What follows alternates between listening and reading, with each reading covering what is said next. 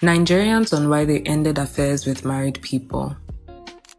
I was catching feelings and it wasn't worth it. I never planned to be someone's side guy, but things just happened. She was married, yes, but she was also unhappy. She told me her husband was emotionally absent and that he didn't even notice her anymore. And I believed her because she was full of life with me. We talked every day and went on secret dates, and I convinced myself that what we had was different. Then one day she called me crying because her husband surprised her with a trip to the UK for their anniversary. I felt jealous. I, a whole grown man, was hurt that her husband, the actual person she took vows with, was doing what husbands do. That's when I knew I had to stop. I wasn't some random sneaky link anymore. I was in love, and that was dangerous. I told her I couldn't do it anymore.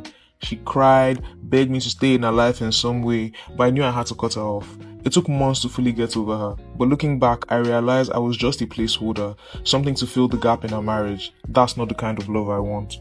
I couldn't stand how he talked about his wife and kids. I won't lie, I knew he was a married man from the start. He didn't even hide it.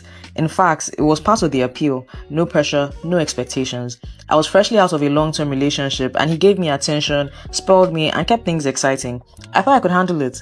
But then, every time we spent time together, he would find a way to insult his wife. She doesn't understand me. She's focused on the kids. She's let herself go. At first I ignored it, then he started talking about his children, calling them ungrateful and saying he regretted having them so young. Something about it just didn't sit right with me. If he could disrespect his own family like this, what made me think he wouldn't eventually do the same to me? I started feeling disgusted every time he spoke. One day we were at a restaurant and he spent the entire time ranting about how his wife's food was tasteless and how he preferred eating out. I just looked at him and thought, what am I doing here? I knew I had to leave. That night, I blocked his number and moved on. He tried calling me from different lines for weeks, but I didn't look back. I had to remind myself that I wasn't special. I was just convenient.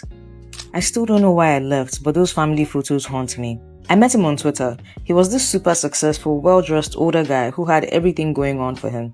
I wasn't even looking for anything serious, but he was persistent. He took me to the best restaurants, gave me money without asking, and made me feel like I was the only person in his world.